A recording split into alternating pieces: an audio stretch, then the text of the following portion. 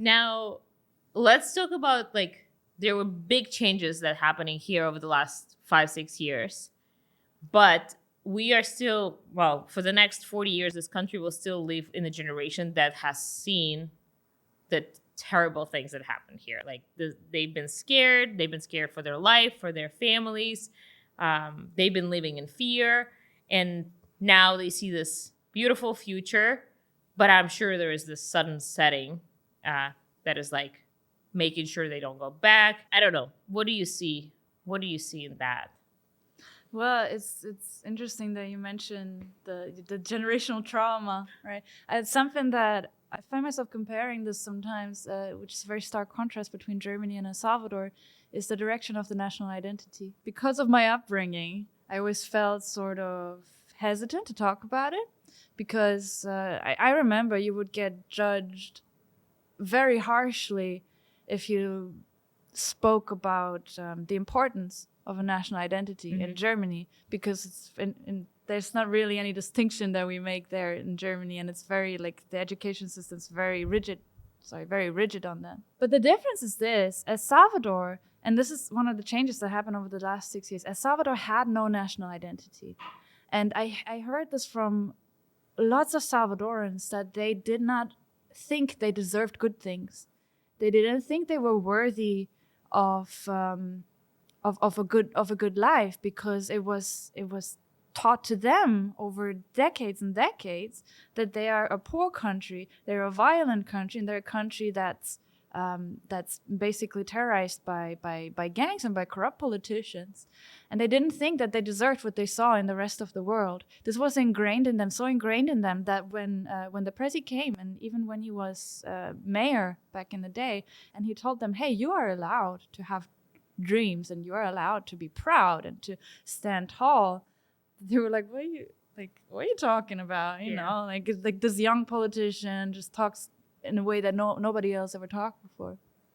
So when he became president, one of the things that he did that's also kind of overlooked in the international press and whatnot is that he worked on a national identity.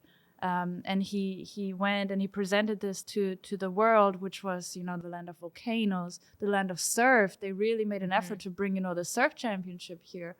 The land of coffee, the land of financial independence, all those things. And they really also invested in tourism. They brought Miss Universe here just to really show Salvadorans that, hey, you can be proud of this country. And now they're seeing it, now people are like, oh, I want to, I wish we had what El Salvador has. I wish things were going, we're going uphill like they are in El Salvador. So this country had basically no national identity. It was known for crime and corruption and poverty. And it is now regaining this and taking this. And you can see that this actually, it pushes the nation forward. It brings people together, and it gives them confidence, and they allow themselves to have dreams and to have plans and to build things. This has a very, very strong effect, and it's a positive thing. Whereas in Germany, it was actually the other way around. And now I want to be very careful again when I talk about this as a German, because DNA. But we basically are brought up in life in that country and in our education system to think patriotism is bad. Patriotism equals the far end of the extreme, equals fascism, equals Nazism and whatnot. And there's no middle ground there. I saw the other day that some Germans, they raised the flag in revolt, and it was the German flag, and they raised the German flag, and it was considered an act of rebellion. It is in any other country in the world, you are allowed to raise your flag, and it's a sign of patriotism.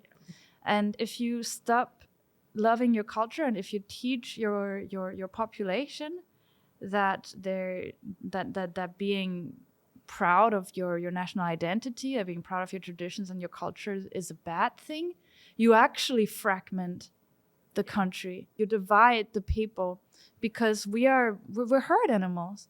And it is okay and it is good to find commonalities. And we have our language, our history, our culture, our amazing food, those things. Those are all things that bring you together and that shape community.